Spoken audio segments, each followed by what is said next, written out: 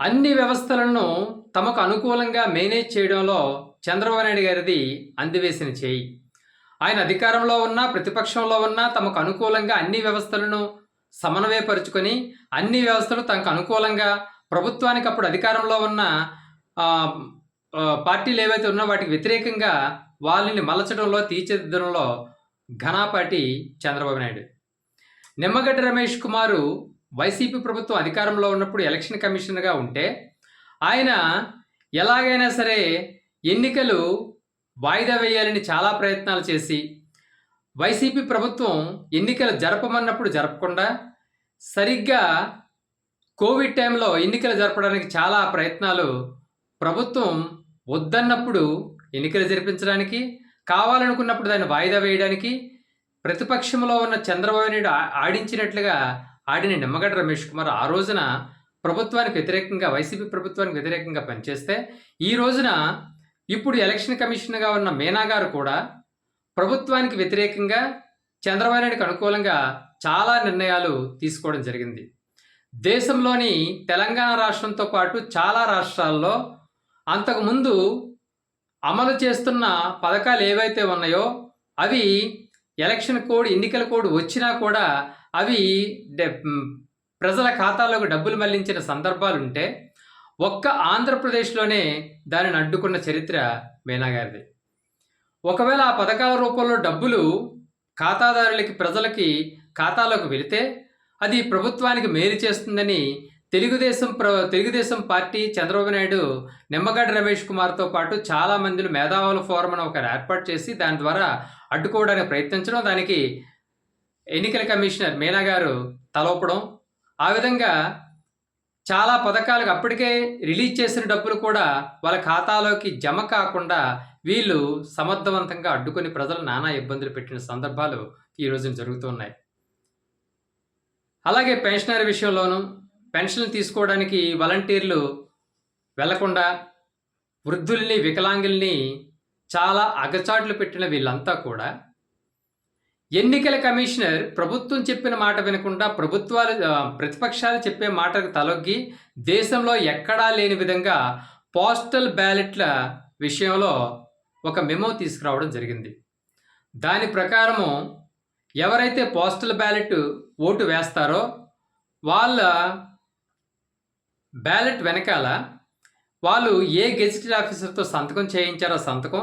దాని కింద సీలు, ఇవన్నీ ఉండాలి. ఆ గెజిటెడ్ ఆఫీసర్ హోదాతో పాటు సీల్ కూడా ఉండాలి. ఒకవేళ సీల్ వేయకపోతే చేతి వ్రాతతో ఆ సంతకం ఎవరు పెట్టారో, ఎంఆర్ఓనా, ఎండిఓనా, లేకపోతే ఇంకో గెజిటెడ్ ఆఫీసరా, సంతకంతో పాటు వాళ్ళ యొక్క హోదా, వాళ్ళ వివరాలన్నీ కూడా అక్కడ రాసి ఉంచాలి. ఇది కేంద్ర ఎన్నికల సంఘం ప్రతిపాదించిన, అమలు చేస్తున్న ఒక విధి విధానం.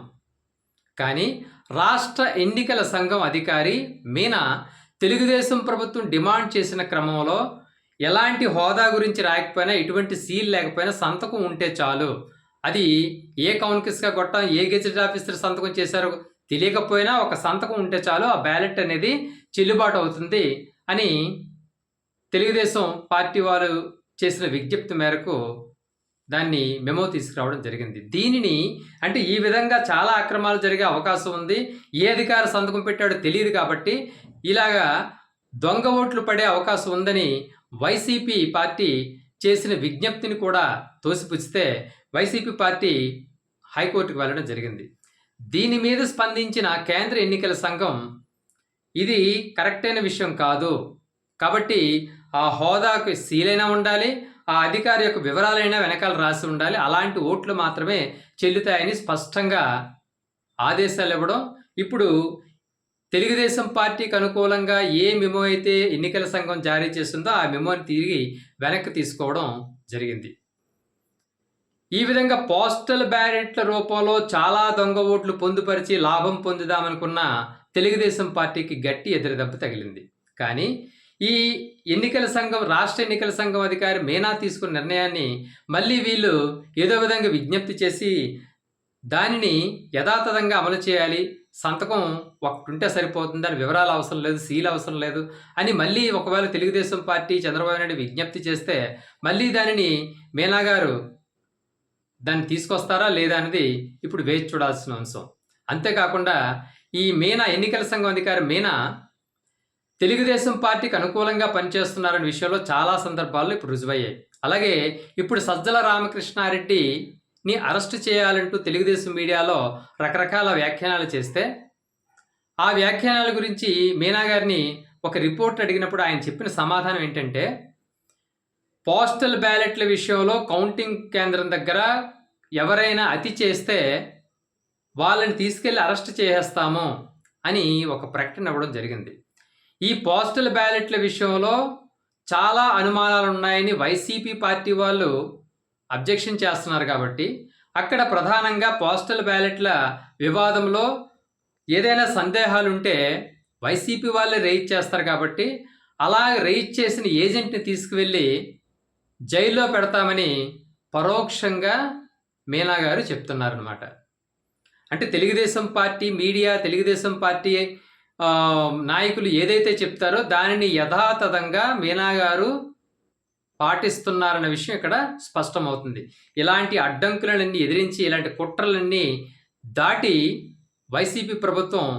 తిరిగి ప్రభుత్వాన్ని ఏర్పాటు చేస్తుందా, లేదా వీళ్ళ కుట్రలకు బలైపోయి ఏజెంట్లు కూడా భయభ్రాంతులు చేసి జైల్లో పెడతారనే ఉద్దేశంతో వాళ్ళు వెనక్కి తగ్గితే ఆ విధంగా లాభం పొంది